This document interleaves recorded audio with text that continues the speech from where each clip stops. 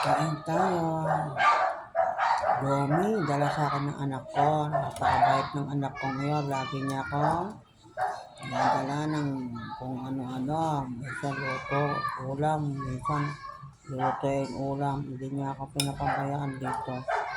Salamat sa kanya. Lagi niya ako naalala. Kayo, kung mga magulang pa kayo may sakit. Mahal niyo magulang niyo habang buhay pa. Pakita niyo ang inyong pagmamahal sa inyong magulang. Replace kayo ng Lord. Sarap ng dala niya sa akin, Lomi. Kaya ko din tutuin. Salamat sa kanya, lagi niya akong inaalala. Sarap na may anak na ganyan. Lagi inaalala ang magulang. May sakit na yung magulang niyo. Lagi niyo pa rin bisitahin. Mag-isa lang ako dito, pero gusto ko lang talaga mag-isa. Kahit pabuhay mag-isa. Hindi niya pinapabayaan dito. Naman, kanya-kanya na silang buhay. Okay lang yan na paminsan-minsan dadalawin ka, dadalhan ka ng pagkain, ganyan, lulutuin ulam.